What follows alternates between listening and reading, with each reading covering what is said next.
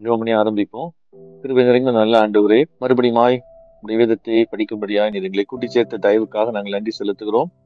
இந்த நாளிலும் நாங்கள் ஆண்டவரே விசேஷமாய் மத்திய எழுதின சுவிசேஷத்தை நாங்கள் படிக்கும் பொழுது பரிசுத்தாவியானவர் எங்களோடு கூட இருந்து ஆண்டவரே கிட்டத்தட்ட 2000 வருஷங்களுக்கு முன்பதாக ஆண்டவரே உம்முடைய குமாரன் இயேசு கிறிஸ்துடைய சீஷனாகிய மத்தேயுவை கொண்டு எழுதின ஆண்டவரே அந்த நூலை நாங்கள் படிக்கும் பொழுது அதை நாங்கள் சரியாய் புரிந்து கொள்ளவும் கர்த்தர் ஆண்டவரே இந்த உலகத்திலே என்ன செய்ய வேண்டும் என்று ஆண்டவரை விரும்பி உடைய குமாரனை இந்த பூமிக்கு அனுப்பினீரோ அந்த நோக்கத்தை நாங்கள் தொடர்ந்து நிறைவேற்றுகிறவர்களா இருக்க கர்த்தர் எங்களுக்கு கிருபை செய்யும்படியாக நாங்கள் சொல்லிக்கிறோம்.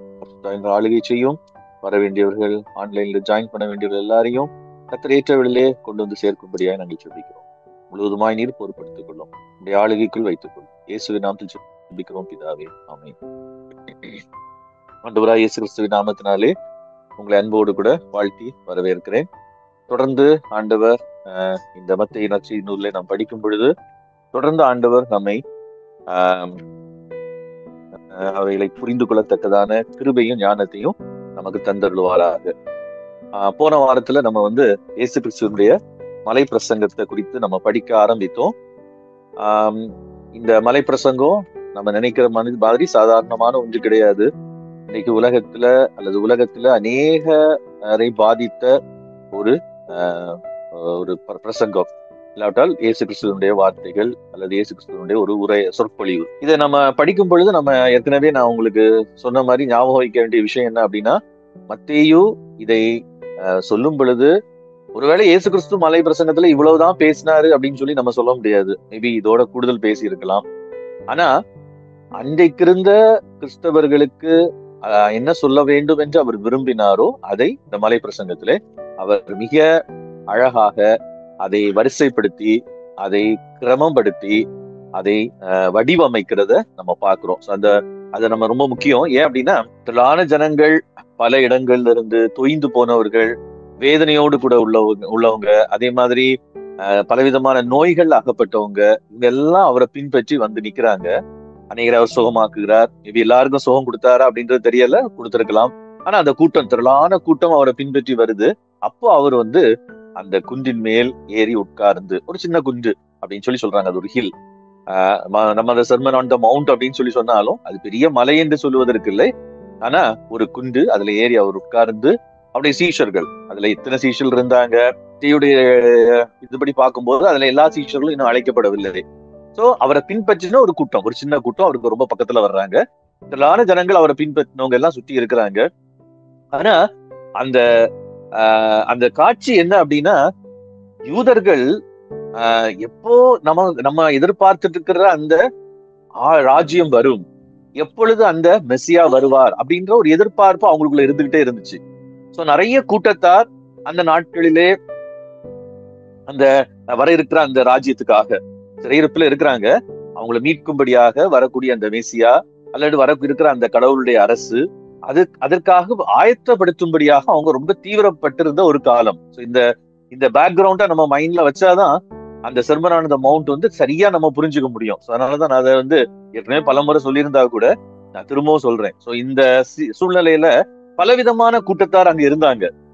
சோ அந்த கூட்டத்தார் ஒவ்வொருத்தரும் இந்த கடவுளுடைய ராஜ்யத்துக்குள்ள நம்ம நுழையணும் அப்படின்னா, அல்லது கடவுளுடைய அந்த ஆளுகைக்குள்ளாக நம்ம நுழையணும் அப்படின்னா, கடவுளுடைய அந்த அவர் செய்ய போகிற அந்த அந்த அந்த செயல்ல, அந்த ஆக்ஷன்ல நம்ம இன்வால்வ் ஆகணும்னா நம்ம எப்படி இருக்கணும் அப்படின்றத பத்தி ரொம்ப டிஸ்கஸ் பண்ணிட்டு பழைய ஏற்பாடு ஸ்கிரிப்சர்ஸ் வச்சு அவங்க அதிகமா அதை குறித்து பேசி கொண்டிருந்த ஒரு காலம். நிறைய கூட்டத்தார் இருந்தாங்க.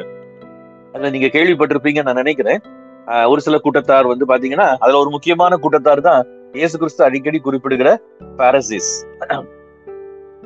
இயேசு கிறிஸ்து அடிக்கடி குறிப்பிடுகிற பாரசிஸ்.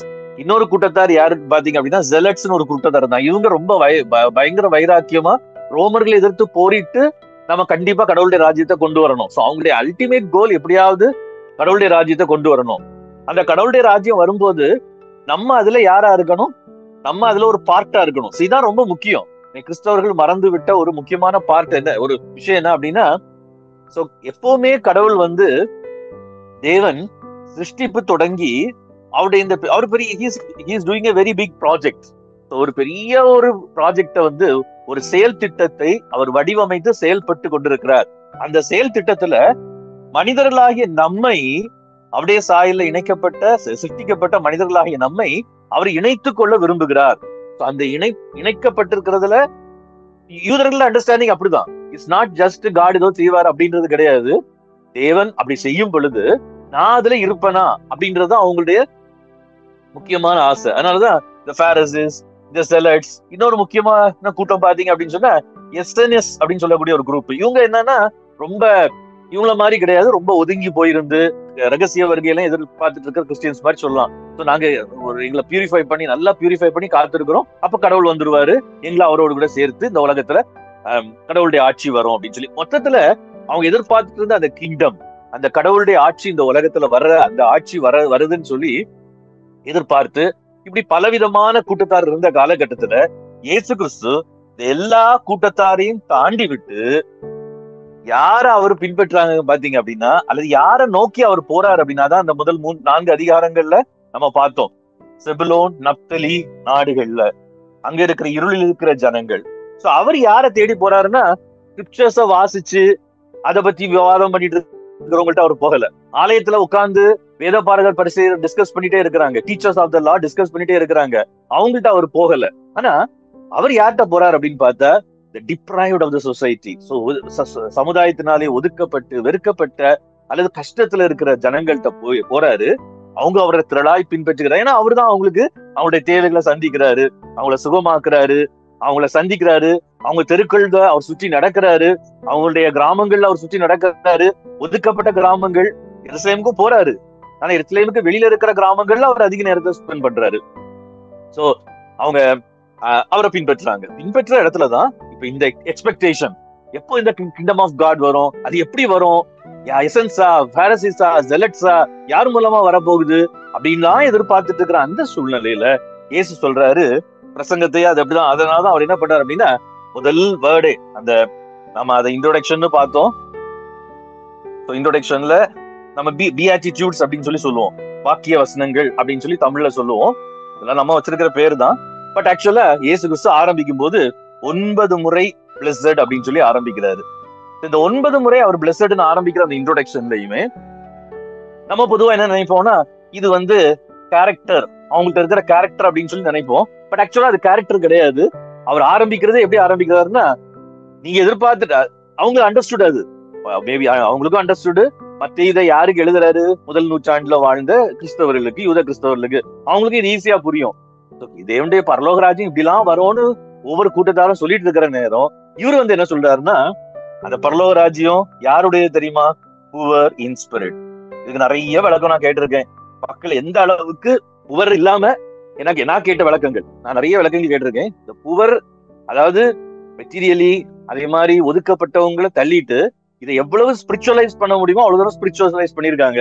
பட் இந்த ஸ்பிரிட்ன்ற வேர்டுக்கு நீங்க பைபிள் ஸ்காலர்ஸ் என்ன சொல்றாங்க அப்படின்னா, பைபிள்ல அப்படி ஸ்பிரிச்சுவலி புவர்லாம் ஒண்ணும் கிடையாது பைபிள்ல. அதாவது இயேசு கிறிஸ்துக்கு வாழ்ந்த அந்த காலகட்டத்துல யூதர்களுடைய மைண்ட்லயும் சரி அல்லது யூதர்களுடைய இதுலயும் சரி ஸ்பிரிச்சுவலி புவர் பொதுவா என்ன சொல்லுவாங்க, ஆவியில தருத்துறவங்களா இருக்கிறவங்களதான் ஆண்டவர் சொன்னாரு, இது வந்து புவரா சொல்லல. பட் அவர் யார சொல்றாரு, அந்த கான்டெக்ஸ்ட பாருங்க.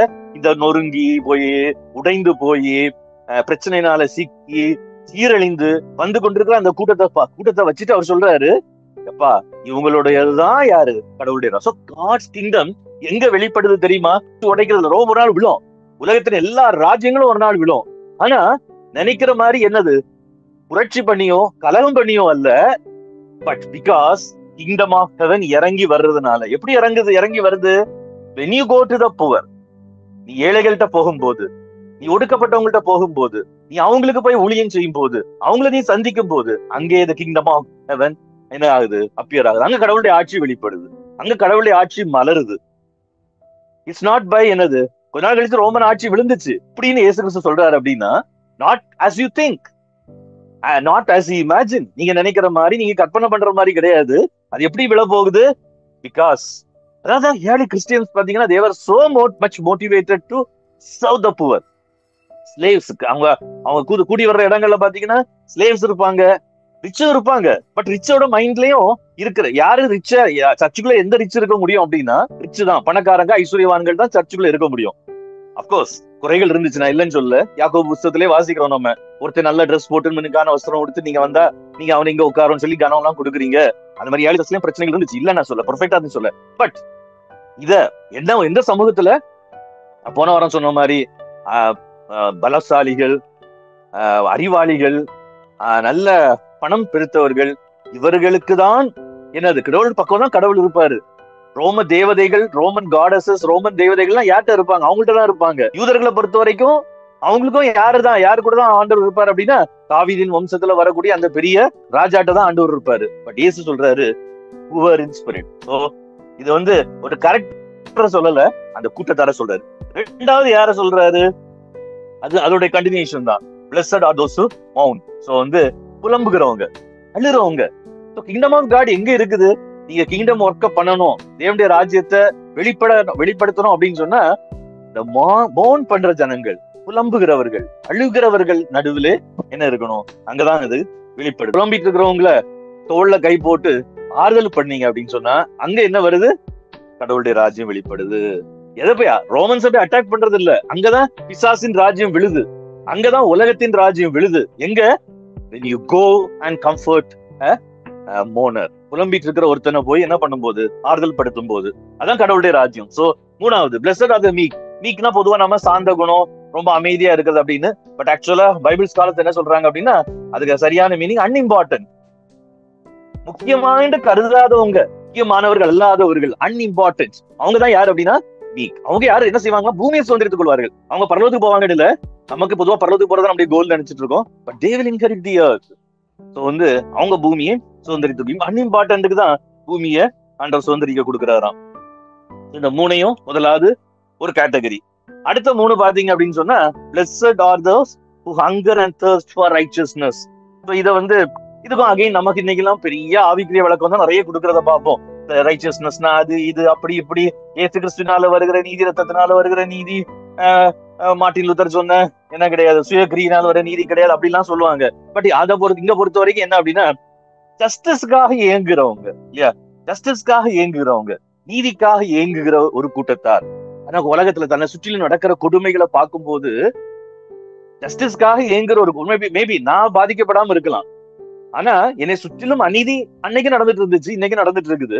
அப்கோர்ஸ் அது எப்படி அவ்வளவு அன்னைக்கு எப்படி இருந்துச்சு இன்னைக்கு எப்படி இருந்துச்சு அப்படின்றதெல்லாம் பட் இன்னைக்கு இருக்குது. நம்ம இயேசு கிறிஸ்து என்ன சொல்றாரு அப்படின்னு சொன்னா அந்த மாதிரி நீதிக்காக நிரம்பிராதா, நீதி நிரம்பிராதா.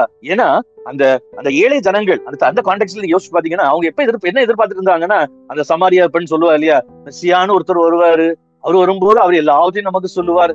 எக்ஸ்பெக்டிங் ஃபார் சமாரியர்கள் ஒதுக்கப்பட்டு வைக்கப்பட்டிருந்தவங்க, யூதர்களால் ஒதுக்கப்பட்டு வைக்கப்பட்டிருந்தவங்க தான் சமாரியர்கள். சோ அவ சொல்றா சமாரிய பெண் மெஸ்ஸியான்னு ஒருத்தர் வருவாரு, அவர் வரும்போது எல்லாவற்றையும் நமக்கு அறிவிப்பார். So they had a hope. ஏன்னா அதுல சொல்லி இருக்குது, ஏசாயா 11ஆம் அதிகாரத்துல சொல்லி இருக்குது, ஈசா என்னும் அடிமரத்துல இருந்து வேர் தோன்றும், அது துளிர் தோண்டி அது என்ன செய்யும், அது என்ன பண்ணும் அப்படின்னா நீதி நியாயத்தை செய்கிற ஆவி. அவர் வரும்போது ஜஸ்டிஸ் நடக்கும், அவர் வரும்போது ஏழைகளுடைய காரியங்கள் கவனிக்கப்படும், ஜஸ்டிஸ் ப்ரிவைல் பண்ணும் அப்படின்ற இந்த காரியங்கள் எல்லாம் வந்து அவங்க எதிர்பார்த்துட்டு இருந்த ஒண்ணு, எப்படாது நடக்கும் அப்படின்னு சொல்லி.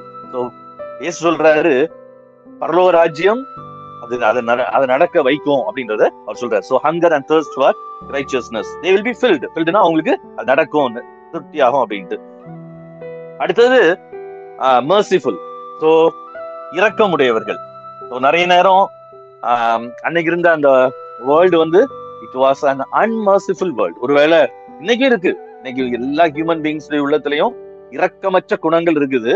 ஆனாலும் இன்னைக்கு வந்து மர்சி அப்படின்றது வந்து இன்னைக்கு கொஞ்சம் கொண்டாடப்படுகிறது. It is celebrated.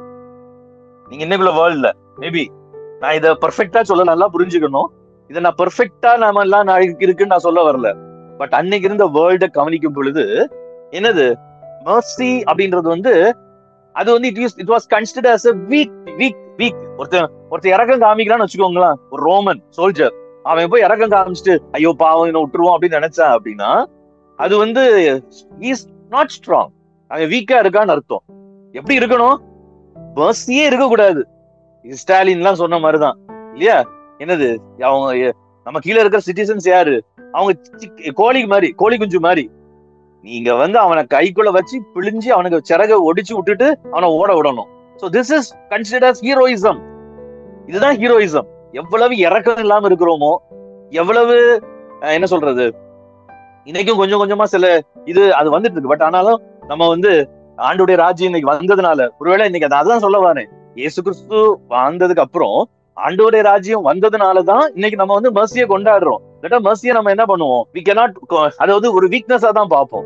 எதுக்கு இறக்கம் காமிக்கணும்? அவன் ஸ்ட்ராங்கா இருந்தா அவன் சர்வைவ் ஆகும். ஆமா, no need for showing mercy. அடுத்தது பியூர் இன் ஹார்ட். மேபி இத ரொம்ப டீப்பா நம்ம எல்லாருக்கும் தெரிஞ்ச காரியங்கள் தான். ரொம்ப டீப்பா இன்னும் நான் போயிட்டே இருந்தா நேரம் ஆயிட்டே இருக்கும். அப்படியே ஃபாஸ்டா போறேன். பியூர் இன் ஹார்ட் நமக்கு நல்லாவே தெரியும். என்ன அப்படின்னா, ஆண்டவர் எம்பசைஸ் பண்ற ஒரு முக்கியமான விஷயம், அவங்க அன்னைக்கு யூதர்கள், நான் சொன்னேன் இல்லையா, இந்த பரிசேயர்கள், இவங்க எல்லாம் எதை எம்பசைஸ் பண்ணுவாங்க அப்படின்னு சொன்னா, வெளிப்புறத்தை. வெளிப்புறத்துல கரெக்டா இருக்கணும், வெளி தோட்டத்துல கரெக்டா இருக்கணும், அந்த ஆக்ட்ஸ்ல கரெக்டா இருக்கணும். பட் ஆண்டவர் என்ன சொல்றாரு அப்படின்னா, பியூர் இன் ஹார்ட். அவங்க யாரு? பிளஸட். அடுத்தது blessed are peace makers. So நமக்கு அதை பத்தின விளக்கம் தேவையில்லை. Piece makers. சோ எப்ப என்ன இந்த சூழ்நிலையை நீங்க நல்லா புரிஞ்சுக்கணும். பேக்ரவுண்ட் செலக்ட்ஸ் என்ன சொல்றாங்க, ரோமர்கிட்ட போய் சண்டை போடணும், அவன் என்ன சொன்னாலும் கேட்க கூடாது, ஃபைட் பண்றதா நம்ம கடவுளுடைய ராஜ்யத்தை கொண்டு வர்ற வே. the way to bring the kingdom of God. Israel மூலமா கடவுளுடைய ராஜ்யம் வரப்போகுது உலகத்துக்கு. அதை கொண்டு வர்றதுக்கு நம்ம செய்ய வேண்டியது என்னது? நம்ம ஃபைட் பண்ணணும். பட் இயேசு என்ன சொல்றாரு? பீஸ் மேக்கர்ஸா இருக்கணும், நம்ம சமாதானம் பண்ணுகிறவர்களா இருக்கணும். அண்ட் அடுத்த ரெண்டும் என்னது? பெர்சிக்யூட் பண்ணப்படுறவங்க ரைச்சஸ்னஸ்னால. அடுத்தது பெர்சிக்யூட், இயேசு கிறிஸ்துக்காக பெர்சிக்யூட் பண்ணப்படுறவங்க. அடுத்த ரெண்டு பிளஸட்னஸும். மொத்தத்துல இதை நீங்க தொடர்ந்து வாசிங்க, தொடர்ந்து தியானிங்க, நிறைய இதுல நீங்க புரிஞ்சுக்க முடியும். பட் நான் எந்த கான்டெக்ட்ல சொல்றேன்னா, அந்த கான்டெக்ட்ல என்ன, இயேசு கிறிஸ்து வாழ்ந்த அந்த நாட்கள்ல, அந்த முதல் நூற்றாண்டு கான்டெக்ட்ல சமுதாயம், யூதர்கள், ரோம கலாச்சாரம் எல்லாமே மாறுபட்டு இருந்த காலத்துல பரலோக ராஜ்யம் அல்லது கடவுளுடைய ராஜ்யம்ன்றத இயேசு கிறிஸ்து என்ன பண்றாரு அப்படின்னா, நேர அதுக்கு கான்ட்ரடிக்டரியா, நேர அதுக்கு எதிரடையா அவர் வைக்கிறாரு. So it was not only, நான் தான் போன வாரம் சொன்னேன், பொலிட்டிக்கல் மேனிஃபெஸ்டோ. இந்த ராஜ்யம் எப்படி இருக்கும்னு யார்ட்டையாவது போய் கேட்டீங்க அப்படின்னா, அதனாலதான் இன்னைக்கு அது மேற்கொண்டது.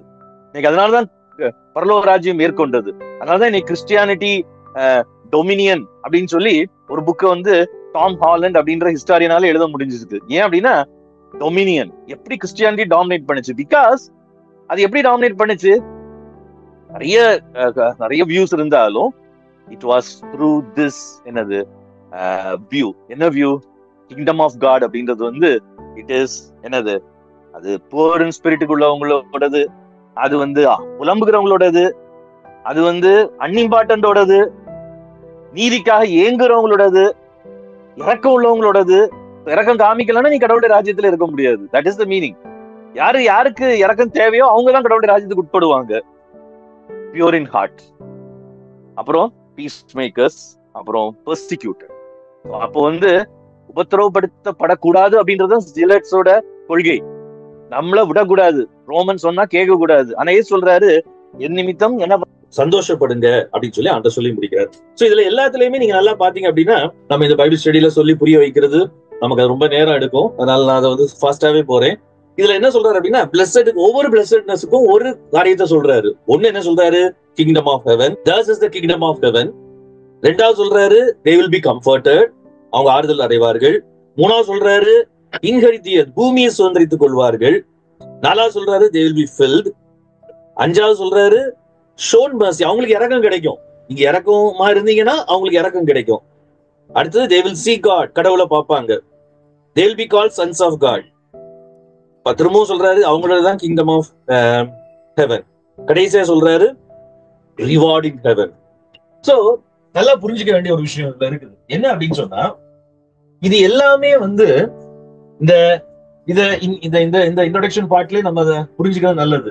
கிங்டம் ஆஃப் ஹெவன் அப்படின்றத நம்ம நல்லா புரிஞ்சுக்க வேண்டிய ஒரு முக்கியமான ஒரு விஷயம் என்ன அப்படின்னா, இந்த ஹெவனுக்கு யூஸ் பண்ணப்பட்டிருக்கிற பதத்தை நீங்க பாத்தீங்க அப்படின்னா, அதை நீங்க வேணா அந்த அவருடைய ஹெவன் அப்படின்ற வேர்டோட கிரீக் வேர்டோட இதை நீங்க ஸ்ட்ராங்ஸ் கங்கார்டன்ஸா இருக்கட்டு, அல்லது இப்ப சிம்பிளா நம்ம அந்த பைபிள் கேட்வேல உள்ள மவுண்ட்ஸ் இன்டர்லினியர் வெர்ஷன்ல உள்ள அந்த இதுல போட்டு பார்த்தா தெரியும். இந்த ஹெவன் அப்படின்றத நம்ம இன்னைக்கு நினைக்கிற ஒரு meaning it was never given to that term. அதை நம்ம நல்லா புரிஞ்சுக்கணும். இந்த ஹெவனுக்கு அப்படின்றதும் கிட்டத்தட்ட ஒரே வேர்டு தான், ஒரே மீனிங் உள்ள வேர்டு தான்.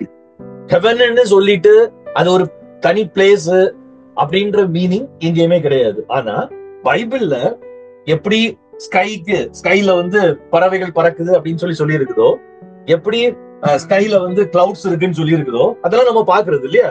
அதே மாதிரி அதே வேர்டு தான், same word is used for என்னது, ஹெவன். ஆனா பைபிள்ல அந்த வேர்டு எதுக்கு பயன்படுத்தப்படுகிறது அப்படின்னு பாத்தீங்கன்னா, காட் அண்ட் ஹிஸ் என்னது ஸ்பேஸ், அவர் இருக்கிற என்ன சொல்றது, அவர் ஆக்கிபை பண்ணி வச்சிருக்கிற அந்த ஸ்பேஸ ஹெவன் அப்படின்னு சொல்லி அட்ரஸ் பண்ணப்பட்டிருக்கு. சோ இத வந்து ஒரு பிளேஸாவோ, இத வந்து ஒரு என்ன சொல்றது, ஒரு பிளானட்டாவோ நீங்க நிறைய பேர் நினைக்கிற மாதிரி இல்லையா, ஒரு மெட்டீரியல், ஒரு இடமாவோ பைபிள்ல எங்கேயுமே நம்ம பார்க்க முடியாது. அப்படி பாக்குறதா இருந்தா நம்ம பாக்குற ஸ்கை தான் அது. ஏன்னா ரெண்டு டேர்ம்ஸுமே அப்படிதான் வருது. நம்ம பாக்குறோம் இல்லையா வானத்துல பார்க்கும் போது, அதான் அந்த அதை மீன் பண்றது.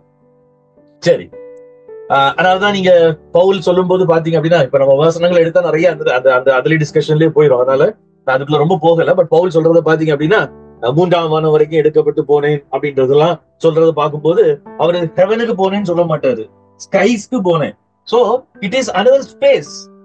அது என்ன ஸ்பேஸ் அப்படின்னு சொன்னா, இப்ப நம்ம மெட்டீரியலா நம்ம பாக்குறது ஒரு ஸ்பேஸ், நம்ம பார்க்காத, நம்ம அன்சீன் என்ன சொல்றது realm அப்படின்னு சொல்லலாம். நம்ம பார்க்க முடியாத ஒரு பகுதி இதுதான். இது வந்து எங்கேயோ எர்த் இங்க இருக்குது, சோ ஹெவன் வந்து ரொம்ப டிஸ்டன்ஸ்ல ஒரு இடத்துல இருக்குது அப்படின்னு கிடையாது. ஆக்சுவலா அந்த மீனிங், அவங்க பார்த்த மீனிங் என்ன அப்படின்னா, எர்த்தும் ஹெவனும் ரொம்ப பக்கத்துலதான் இருக்குது. இங்க நமக்கு எல்லாம் தெரியுது, இங்க சீன், அங்க வந்து என்னதுன்னா அன்சீன். இங்க ஹெவன், காட், ஏஞ்சல்ஸ், இவங்க ஸ்பேஸ், இவங்க ஆக்ட் பண்ற ஸ்பேஸ். இப்போ பரலோக ராஜ்யம் அப்படின்றது வந்து இந்த கடவுளுடைய ஆளுகை பூமிக்கு இறங்கி வர்றதுதான் கடவுளுடைய ராஜ்யம் அப்படின்னு சொல்லி, பரலோக ராஜ்யம் அப்படின்னு சொல்லி பத்தையை குறிப்பிடுகிற அந்த வேர்டோட அர்த்தம். அதே மாதிரி அந்த எத்தனாவது வசனத்துல, 11ஆம் வசனத்துல பாக்குறோம் இல்லையா, great is your reward in heaven. இது என்னன்றத நம்ம கடைசியில பார்ப்போம். இந்த ரிவார்ட் இன் ஹெவன் அப்படின்றதும் நம்ம இன்னைக்கு என்ன நினைக்கிறோம் அப்படின்னு சொன்னா, ஹெவன் அப்படின்ற இடத்துல போய் நமக்கு கிடைக்கக்கூடிய ஏதோ ஒரு ரிவார்டு. சோ நம்ம அங்க அப்படி அந்த இடத்துக்கு போவோம், அங்க போனதுக்கு அப்புறம் நமக்கு என்ன கிடைக்கும், அங்க இருந்து ஏதோ ஒரு ரிவார்டு கிடைக்கும் அப்படின்னு சொல்லி நம்ம நினைக்கிறோம். பட் ஆக்சுவலா அந்த ரிவார்ட் இன் ஹெவன் அப்படின்றது எதை மீன் பண்ணுது அப்படின்னு சொன்னா, தேவனிடத்திலிருந்து, காட் இருந்து, சோ ஃப்ரம் காட் இருந்து நம்ம பெற்றுக்கொள்ளுகிற என்னது ஒரு பலன். நான் அளிக்கும் பலன் என்னோடு கூட வருகிறது. சோ இட் இஸ் நாட் நம்ம அங்க போய் நமக்கு பெறப்போற ஒரு கிரீடத்தையோ, நம்ம அங்க போய் நமக்கு பெறப்போகிற ஒரு என்னது செங்கோலையோ. It is this reward that comes from God. So அது என்ன அப்படின்றது நம்ம தொடர்ந்து அதை ஃபுல்லா பார்க்கும்போது நமக்கு புரியும். சோ மொத்தத்துல இந்த இன்ட்ரோடக்ஷன் பார்ட்ல, மலை பிரசங்கத்துடைய இந்த 10 வடிவமைக்கிறபடி பார்த்தா, அந்த இன்ட்ரோடக்ஷன் பார்ட்ல அவர் என்ன சொல்றாரு அப்படின்னு சொன்னா, மொத்தத்துல சொல்ல வர்றது என்ன அப்படின்னு சொன்னா, எப்பா கடவுளுடைய ராஜ்யம் அல்லது பரலோக ராஜ்யம் அப்படின்றது நீங்க நினைக்கிறதுக்கு நேர் என்னது, எதிர்மாறானது, எதிர்மறையானது. நீங்க நினைச்சிட்டு இருக்கிற மாதிரி கிடையாது. அது யாரோடது, அது முக்கியம் அல்லாதவர்களுடையது, அது தரித்திரருடையது, அது யாரோடது, இருதயத்துல சுத்தம் உள்ளவங்களோடது, வெளியில வேஷம் போடுறவங்களோடது கிடையாது, ரிலிஜியஸ் பீப்புளோடது கிடையாது.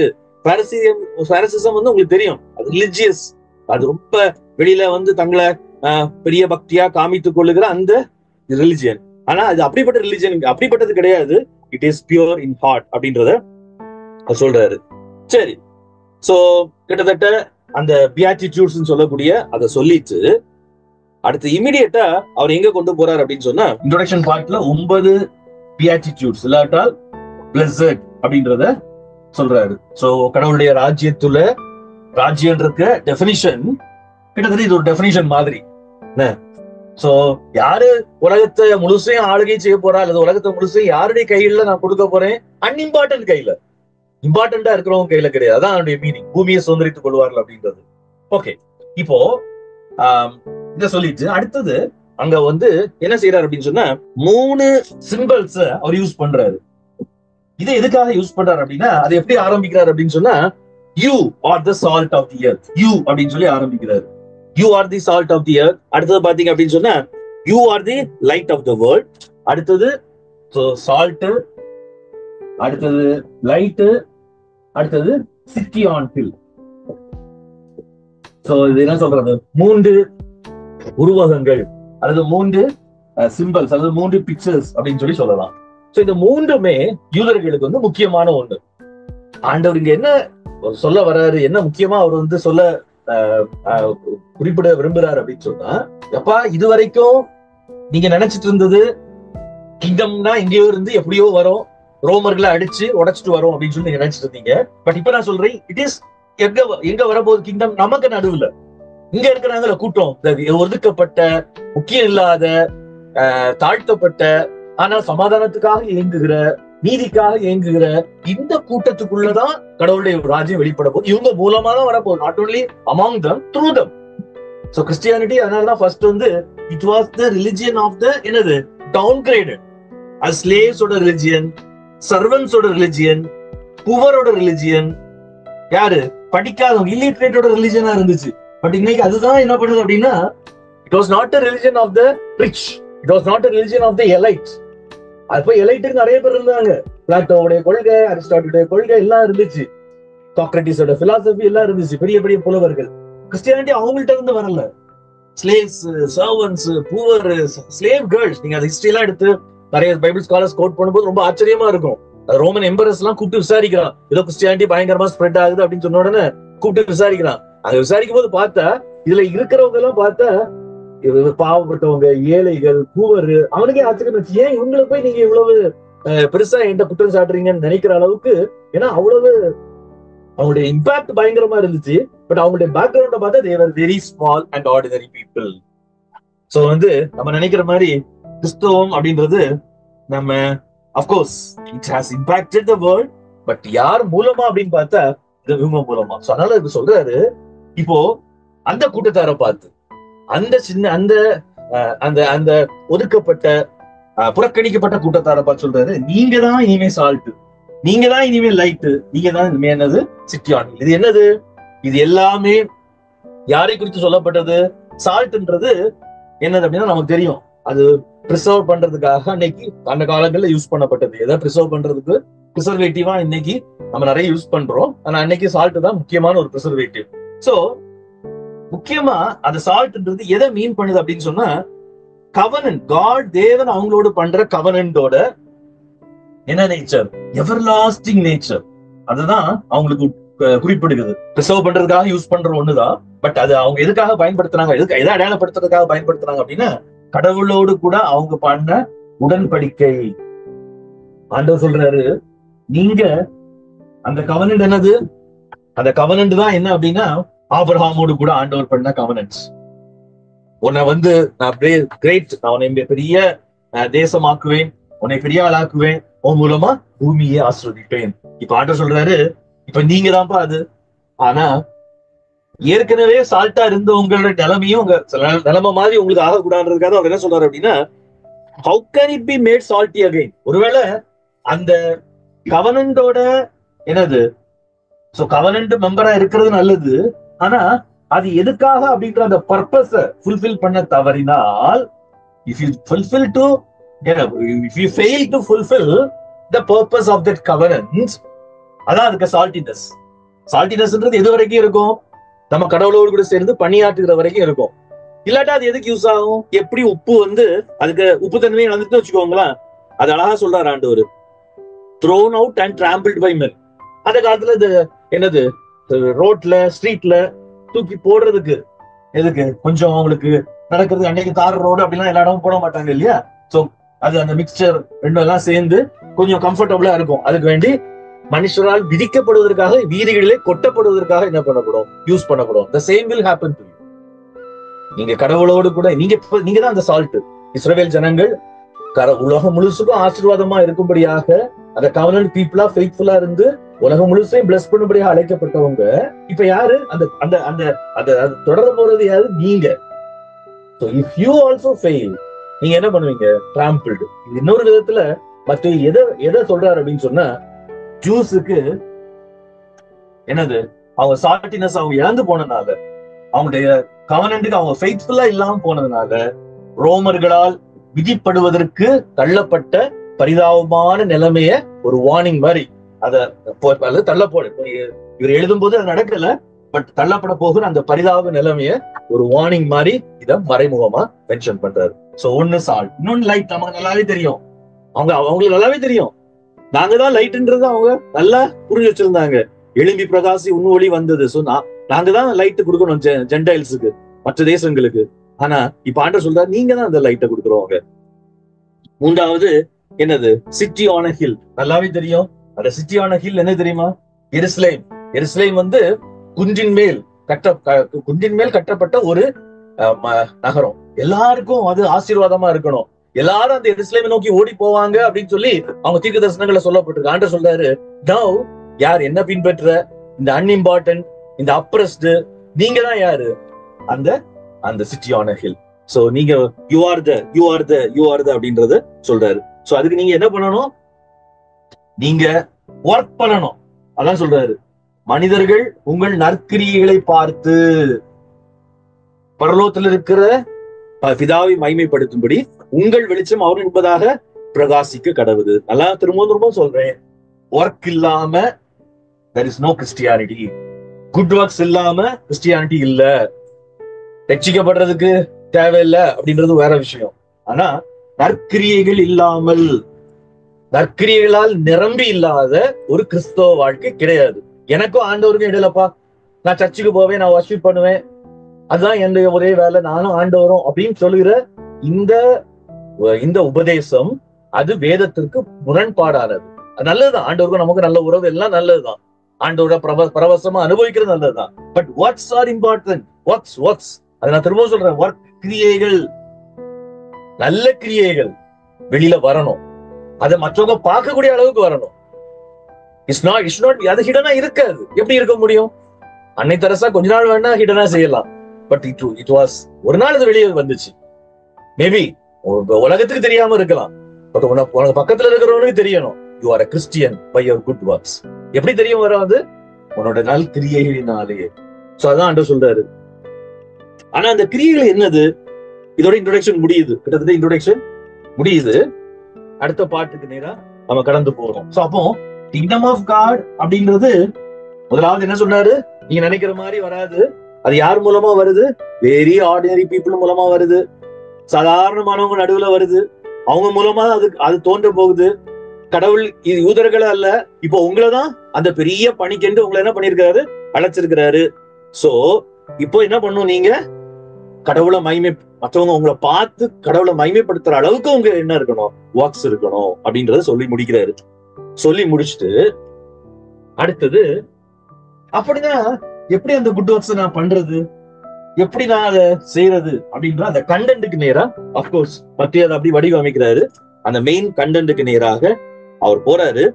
பட் சிலர் இன்ட்ரோடக்ஷனை எது வரைக்கும் சொல்லுவாங்க அப்படின்னா 20ஆம் வசனம் வரைக்கும் சொல்லுவாங்க, சரியா? சில பைபிள் ஸ்காலர்ஸ் 20 வரைக்கும் இன்ட்ரோடக்ஷன் பார்ட் தான். சிலரு இல்ல, அது 16ஆவது வசனத்தோட முடிஞ்சிருச்சு, 17ஆவது வசனத்துல இருந்து அது start, main content, main body start ஆகுதுன்னு சொல்றாரு. நம்ம எப்படி எடுத்துக்கிட்டாலும் சரி, அது மேட்டர் கிடையாது. பட் அழகா சிஸ்டமேட்டிக்கா அவர் வடிவமைக்கிறாரு. முதல்ல அவருடைய ராஜ்யம் யாருடையது, அதுக்கு முக்கியமான ரோல் என்ன? ஒர்க் பண்றது. அப்போ அதுக்கு என்ன பண்ணணும் அப்படின்னா, இப்பதான் கொஸ்டின் வருது. என்ன கொஸ்டின் அப்படின்னா, நீங்க இன்ட்ரோடக்ஷன் எடுத்துக்கிட்டாலும் சரி, மெயின் கண்டென்ட் ஆரம்பிச்சு எடுத்துக்கிட்டாலும் சரி, ரெண்டு இதையுமே சொல்லிடுறேன். லா அண்ட் ப்ராஃபிட்ஸ் தான் முக்கியம்.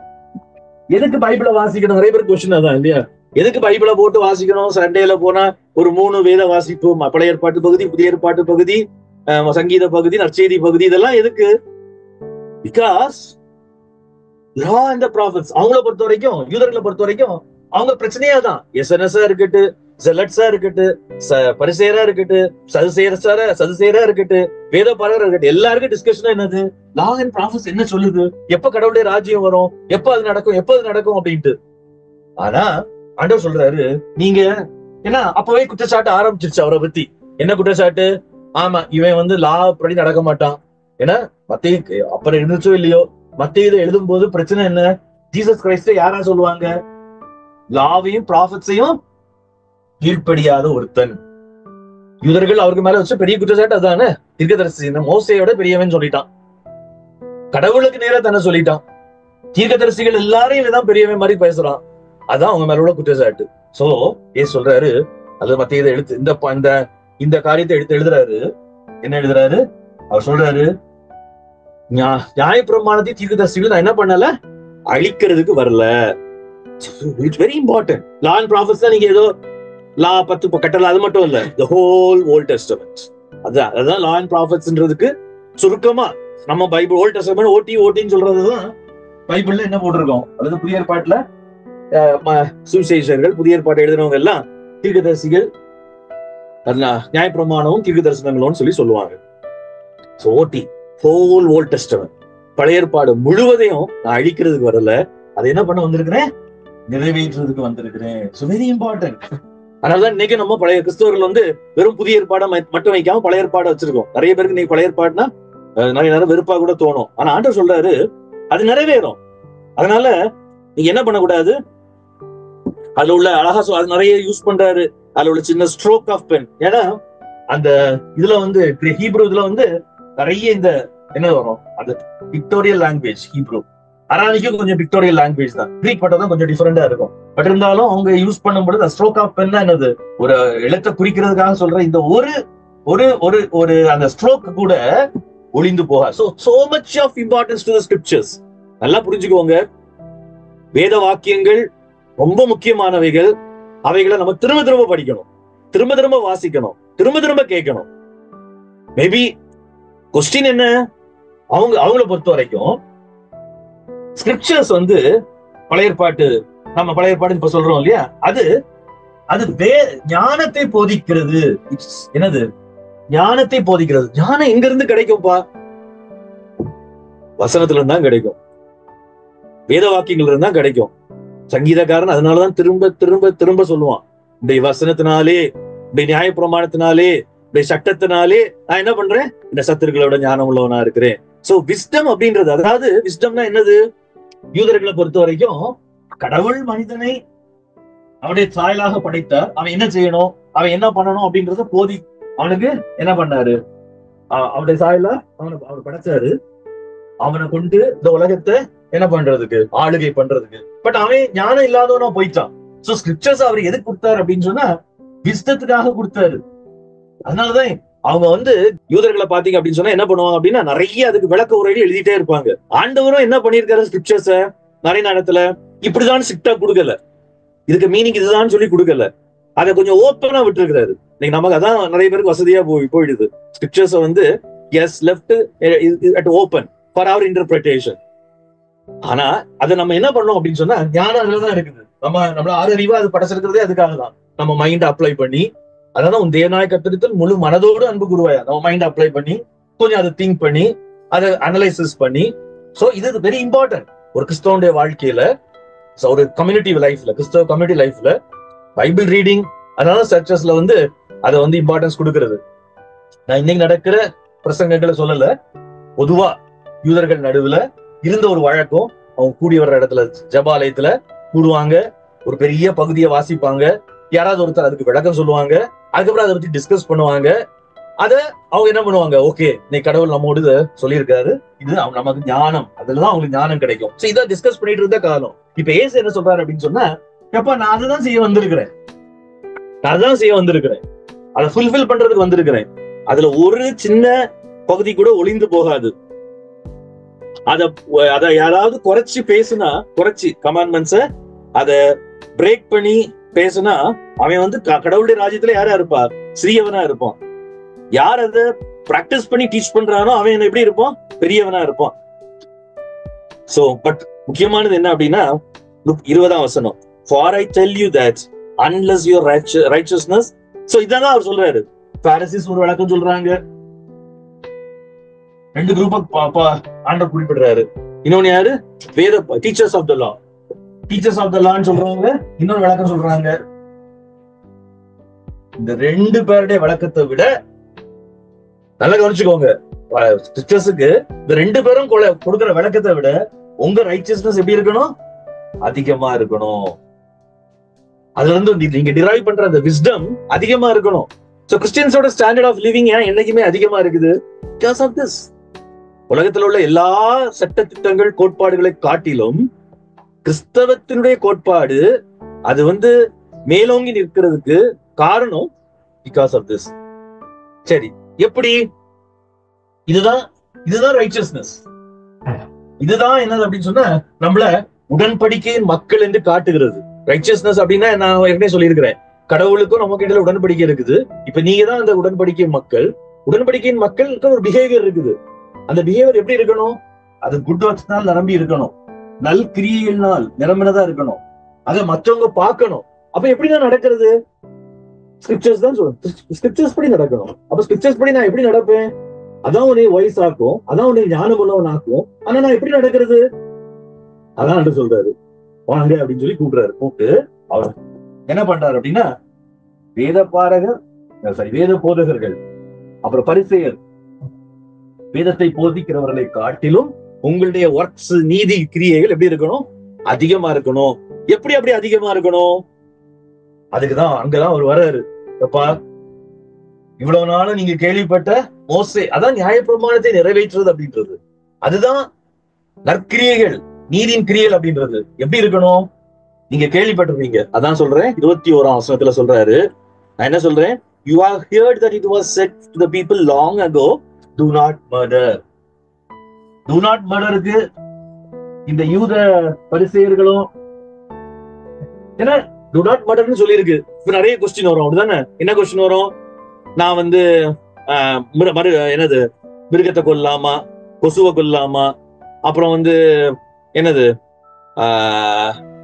யுத்தத்துக்கு போகும்போது கொல்லலாமா, இல்லாட்டா என்னை அடிக்க வந்தா கொல்லாமா? இதை பத்தி நிறைய விளக்கம் எழுதிட்டே இருப்பாங்க. யாரு? அந்த அன்னைக்கு இருந்த அந்த டால்மட், இந்த புக்ஸ் எல்லாம் நீங்க பாத்தீங்கன்னா தெரியும், யூதர்களுக்கான அந்த போதனைகளுக்கான விளக்க உரைகள். அது எப்படின்னு டிஸ்கஸ் பண்ணுவாங்க. ஏன் சொல்றாரு, நீங்க இதெல்லாம் கேள்வி டிஸ்கஸ் பண்ணதெல்லாம் போதும், நான் உங்களுக்கு சொல்றேன். I say unto you. என்ன சொல்றேன்? அதனாலதான் இங்க எத்தனை வரும் அப்படின்னு பாத்தீங்கன்னா, இதான் கண்டென்ட் ஆரம்பிக்கிறது. நீங்க அதை எப்படினாலும் நீங்க குறிச்சு வச்சுக்கோங்க. கண்டென்ட் ஆரம்பிக்குது. எப்படி ஆரம்பிக்குது அப்படின்னா, தோராவோட என்னது, தோரால இருந்து கிடைக்கிற அந்த விஸ்டத்தோட ரீடெஃபினிஷன். அதான் முதல் கண்டென்ட், மெயின் கண்டென்ட்டோட ரீடெஃபினிஷன். Do not murderன்னு சொல்லியிருக்கு மோசே மூலமா.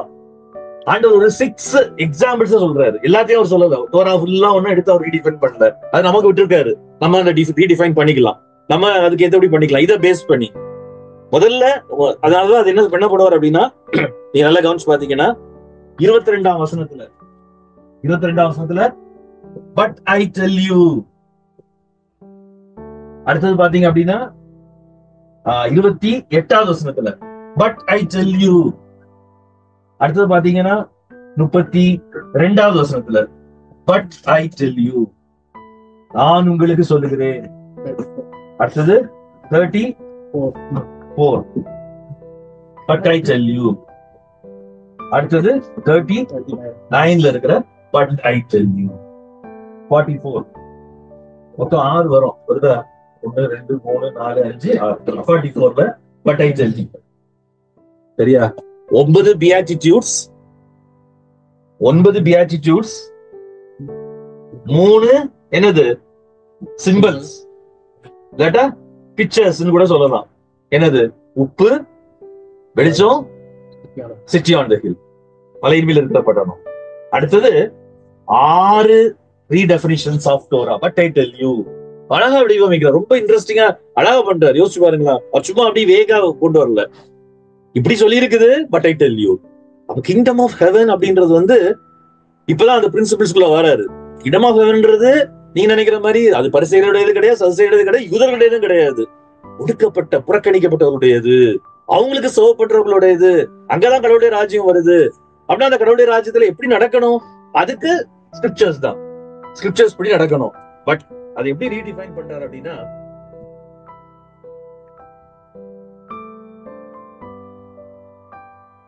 do not murder, முதலாவது but I tell you, கொலை செய்யாதிருப்பாய். நிறைய விளக்கங்கள் சொல்றாங்க.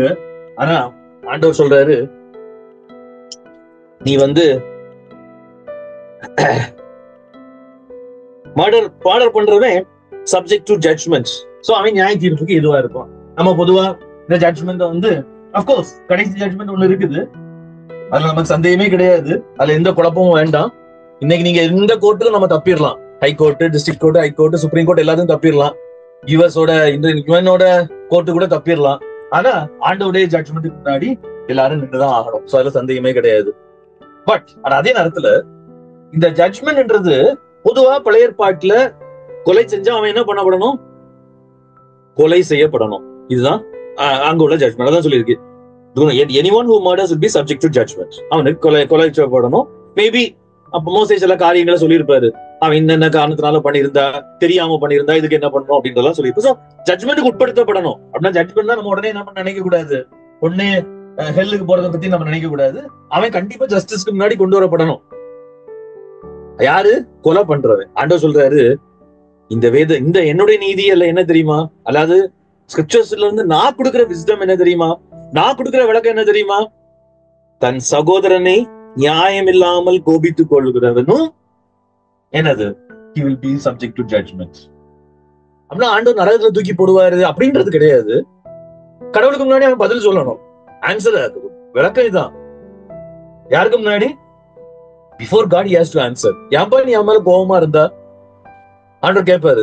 நியாயம் இல்லாமல் கோபித்துக் கொள்ளுகிறவன் என்ன பண்ணுவான்? அடுத்தது சகோதரனை பார்த்து ரக்கா அப்படின்றது வந்து அது ஒரு மாதிரி, அதாவது அது ஒரு அராமிக் டேம். அராமிக்ல, ஏன்னா இயேசு கிறிஸ்து வாழ்ந்த காலத்துல பேசப்பட்ட மொழி வந்து அராமிக் மொழி. அதனால அராமிக் மொழி ரக்கா அப்படின்னா இப்ப நம்ம சொல்றோம் இல்லையா, ஒரு ஒரு ஒரு என்ன சொல்றது, கண்டெம்ப்டா சொல்றது. கண்டெம்ப்டா என்ன சொல்றது? ஒரு கீழ்த்தரமா, ரொம்ப ரொம்ப தாழ்த்தி பேசுறது. அவனை வந்து ஹர்ட் பண்ற மாதிரி என்ன பண்றது, கீழே தாழ்த்தி அப்படின்னு சொல்றது. அப்படி நீ சொன்னாலும் நீ எங்க போவா? சான்ஹெட்ரினுக்கு போகணும். ஹெல்லுக்கு போக மாட்டா. சான்ஹெட்ரின்ற டேர்ம் எதுக்காக யூஸ் பண்றதுனால புரிஞ்சுக்கோங்க.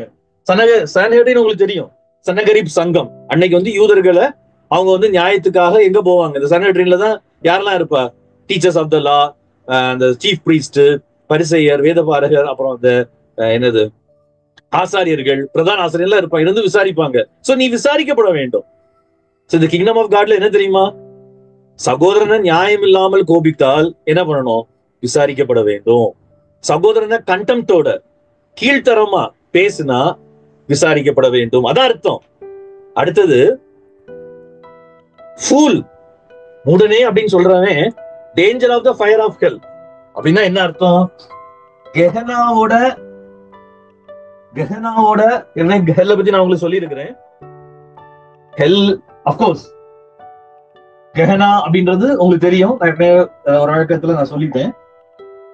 எரிந்து கொண்டிருக்கிற அந்த குஞ்சுக்க வெளியில பள்ளத்தாக்குல எரிந்து கொண்டிருக்கிற ஒரு இடம். அதுல அவன் என்ன பண்ணுவான்? டேஞ்சர். அந்த ஹெல் ஃபயருக்கு அவன் என்னவா இருப்பான்? டேஞ்சரா இருப்பான். அப்படின்னா என்ன அர்த்தம்? எப்பா he will lose his life. அவன் வாழ்க்கையை இழந்து போவான். கெஹனா அப்படின்றது வந்து அங்க போனா தப்பிக்க முடியாது. அப்கோர்ஸ் அது எரிஞ்சுட்டே இருக்கும். அவ்வளவு குப்பையும் கொட்டுவாங்க. ஒரு காலத்துல அங்க வந்து என்ன பண்ணாங்க? குழந்தைகளை பலி செலுத்தின இடம்.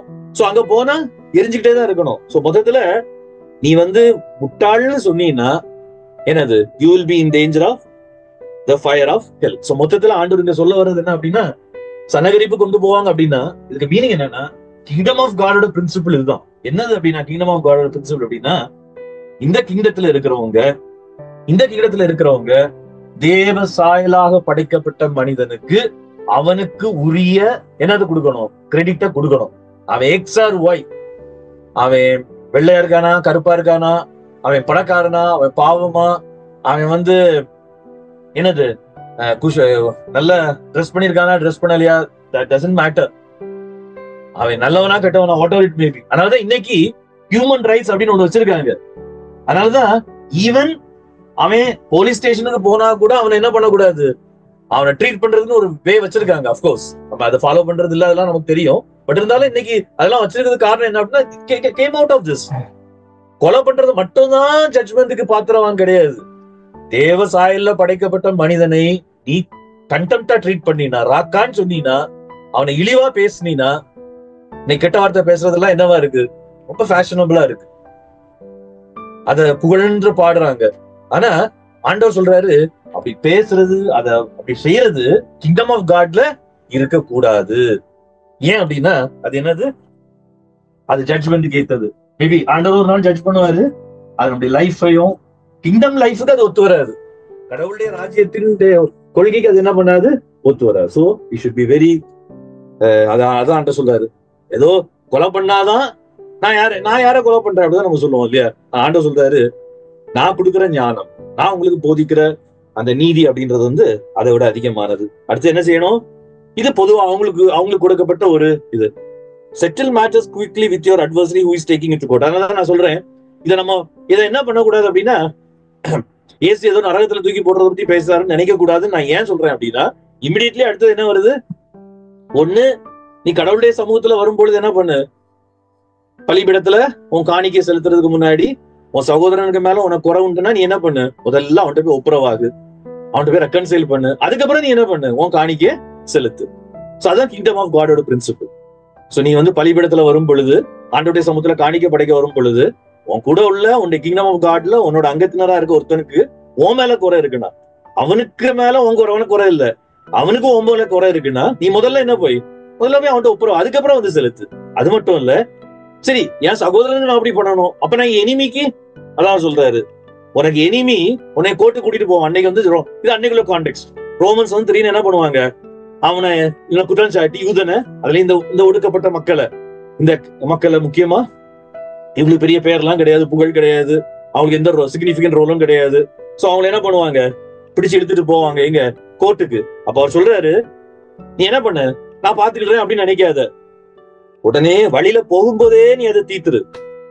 என்ன எங்க போய் சேர்ற வரைக்கும், பிரிசனுக்கு போற வரைக்கும் வெயிட் பண்ணிட்டு இருக்காது. சோ அது அவங்களோட இமிடியட் கான்டெக்ட்ல சொல்றாரு. சோ மொத்தத்துல மர்டர் அப்படின்ற டு நாட் மர்டர்னுக்கு இயேசு கிறிஸ்து கொடுக்கிற ஞானம், அவர் டீச் பண்ற விஸ்டம், பரிசேயர் கொடுக்கிற விஸ்டம், அதனாலதான் அவங்க பார்த்து ஆச்சரியப்பட்டாங்க. கடைசியில பாத்தீங்கன்னா அதான் சொல்லி, they were so much surprised that he was not என்னது டீச்சிங் as யார் மாதிரி, டீச்சர்ஸ் ஆஃப் த லா மாதிரியோ வேத பாரகர் மாதிரியோ பேசாம இருந்தது பார்த்து அவங்க ஆச்சரியப்பட்டாங்க. ஏன்னா அவருடைய டீச்சிங் ரொம்ப அதிகாரமா இருக்கு. நான் சொல்றேன், நீ என்ன பண்ணு, டிஸ்பைஸ் பண்ணாத ஒருத்தனை. யூதர்களை பொறுத்த வரைக்கும் பரிசேயர் என்ன பண்ணுவாங்க, இவனுக்கு ஒண்ணும் தெரியாது. அந்த நீங்க நல்லா கவனிச்சு பாத்தீங்கன்னா யோவான்ல வரும் இல்லையா, அந்த கண் குருடாக்கப்பட்டவன் சொல்லுவாங்க, நீ எங்களுக்கு போதிக்கிறியோ, பைபிள் நீங்க வாசிச்சு பாத்தீங்கன்னா தெரியும், இவன் வந்து எங்களுக்கு போதிக்கிறான், நியாய பிரமாணத்தை தெரிஞ்ச நாங்களை விட நீங்க எனக்கு போதிக்கிறியா அப்படின்னு கேட்பாங்க. சோ ஆண்டவர் இதுதான் சொல்றாரு, எப்ப நீ டிஸ்பைஸ் பண்ணாத, உன் சகோதரனை டிஸ்பைஸ் பண்றீன்னா that is not என்னது kingdom of God. Kingdom of heaven அப்படின்றது respecting each and everyone and giving each and everyone his due dignity, big or small, பெரிய ஆளா இருந்தாலும் சரி, சின்ன ஆளா இருந்தாலும் சரி. அதனாலதான் இன்னைக்கு உள்ள உலகத்துல ஒருவேளை இன்னைக்கு நமக்கு இது பெருசா தோணாம இருக்கலாம், ஏன்னா இன்னைக்கு நம்ம அப்படிப்பட்ட உலகத்துல வாழ்றோம். இதெல்லாம் உலகத்துல இந்த செர்மன் ஆன் தி மவுண்ட்ல இருந்து இம்ப்ளிமெண்ட் ஆன விஷயம். இன்னைக்கு கிறிஸ்டியன்ஸ் என்ன சொல்றாங்க, செர்மன் ஆன் தி மவுண்ட் எங்களுக்கு மட்டும் நாங்க பரிசுத்தமா வாழ்ந்து படத்தும் இல்ல. ஆண்டவர் சொன்ன மாதிரி திஸ் டீச்சிங்ஸ் எல்லாருக்கும் உரியது, உலகத்தில் உள்ள அத்தனை தேசங்களும் ஃபாலோ பண்ணும்படியாக போதிக்கப்பட வேண்டியது. அதை போதிச்சதுனால நீங்க உலகத்துல ஓரளவுக்கு என்ன இருக்குது, யாரையும் கண்டென்ட் பண்ணக்கூடாது, ட்ரீட் பண்ணக்கூடாது. நம்ம ஊர்கள் எல்லாம் பத்தி நீங்க சொல்லவே வேண்டாம். நம்முடைய இந்திய தேசத்துல இருந்த சமூக சாதி ஏற்றத்தாழ்வுகள் எல்லாம் சொல்லவே வேண்டாம். ஆனா பரிதாபகரமா இன்னைக்கு கிறிஸ்தவங்களுக்குள்ளே அது இருக்குது. ரிச்சு பூவரு ஹைஃபையா இருக்கிறவங்க ஒரு சர்ச்சில் போவாங்க, மற்றவங்க இன்னொரு சர்ச்சுக்கு போவாங்க. சோ ஈவன் மிஷனரிஸ் காலத்திலேயே ஒரு சர்ச்சில் கூட நான் கேள்விப்பட்டேன், அதாவது பணக்காரங்க வர்றதுக்கு ஒரு ஏரியா வச்சிருந்தாங்களாம் மிஷனரி காலத்துக்கு அப்புறமும். மிஷனரி காலத்திலயும் தூத்துக்குடியே, நான் திருநெல்வேலி, எனக்கு கரெக்டா ஞாபகம் இல்ல, ஏழையில் வர்றதுக்கு இன்னொரு வாசல் வச்சிருப்பாங்களாம். எவ்வளவு பரிதாபகரமான காரியம்னு பாருங்க. ஆண்டவர் இதுதான் என்ன பண்றாரு அப்படின்னா இதுல கண்டம் பண்றாரு. சரி, சோ அடுத்தது நமக்கு டைம் ஆயிடுச்சு, நல்லா முடிக்கலாம்னு நினைக்கிறேன். அடல்ட்ரி அடுத்து முக்கியமான ஒரு விஷயம். ஸோ அதனால அதை குறிச்சு கூட நம்ம பார்க்கலாம். ஸோ மொத்தத்துல ஆண்டவர் வந்து இந்த மத்தையுடைய வடிவமைப்புல இந்த முதலாவது இதுல என்ன பண்றாரு அப்படின்னா, தோராவோட விஸ்டத்துல இருந்து 6 ஐ என்னது நான் சொல்றேன், but I tell you, but I tell you. இந்த பட் ஐ டெல் யூல 6 எக்ஸாம்பிள் கொடுக்குறேன். இது ஜஸ்ட் எக்ஸாம்பிள் தான். இதை வச்சு நம்ம மத்ததெல்லாம் டிஃபைன் பண்ணிக்கிடணும். ஃபர்ஸ்ட் வந்து மர்டரை பத்தி மட்டும் ஒரு எக்ஸாம்பிள் சொல்றாரு அப்படின்னா பாருங்க எவ்வளவு ஹை ஸ்டாண்டர்ட் ஆஃப் லைஃப் கடவுளுடைய ராஜ்யத்துல உள்ளவங்களுக்கு இருக்கணும். இதுதான் இந்த ஸ்டாண்டர்ட் ஆஃப் லிவிங் தான் முதல் நூற்றாண்டிலே மற்றவங்களை அட்ராக்ட் பண்ணி கொண்டு வந்துச்சு. ஸோ நம்ம திரும்பவும் அப்படிப்பட்ட லைஃப் ஸ்டைலுக்கு நேராக திரும்பவும் ஆனால் நிச்சயமாக நம்மளாலையும் இந்த உலகத்தை ஜெயிக்க முடியும். ஜெபம் பண்ணுவோம். நல்ல ஆண்டவரே, நன்றி செலுத்துகிறோம். எங்களுக்கு நீர் கிருபையாய் கொடுத்த ஆண்டவரே இந்த டீச்சிங்ஸ்க்காக நாங்கள் நன்றி செலுத்துகிறோம். உலகத்துல எத்தனையோ போதனைகள் இருக்கிறது, ஆனாலும் கர்த்தாவின் ஞானத்தை அடையும்படியாய், இந்த உலகத்தை ஆளுகை செய்யும்படியாய் எங்களை உடைய அந்த பெரிய திட்டத்துல இணைத்து நீர் எங்களுக்கு கற்றுத்தந்து வருகிற காரியங்களுக்காக உங்களுக்கு ஸ்தோத்திரம். நாங்கள் இவைகளை நிறைய நேரம் ஏனோ தானோ என்று நாங்கள் விட்டுருக்கிறோம் ஆண்டவரே. இதை நாங்கள் நாங்கள் பிராக்டிஸ் பண்ணி மற்ற எங்க குறிப்பிடுகிறது போல பிராக்டிஸ் பண்ணி நாங்கள் போதிக்கிறவர்களா இருக்க எங்கள் ஒவ்வொருவரும் நீர் கிருபை தாரும். பயிற்சியில கலந்து கொண்ட ஒவ்வொருவரையும் அவருடைய குடும்பங்களையும் ஆஸ்வதியும் தொடர்ந்து இவனை நாங்கள் கற்றுக்கொள்ள தேவையான கிருபை ஞானம் பலன் எங்களுக்கு தாரும். எல்லாத்துதையும் நம்ம ஓகே செலுத்துகிறோம். இயேசு நாமத்தில் ஜெபிக்கிறோம் நல்ல பிதாவே. Okay, thank you. Thanks for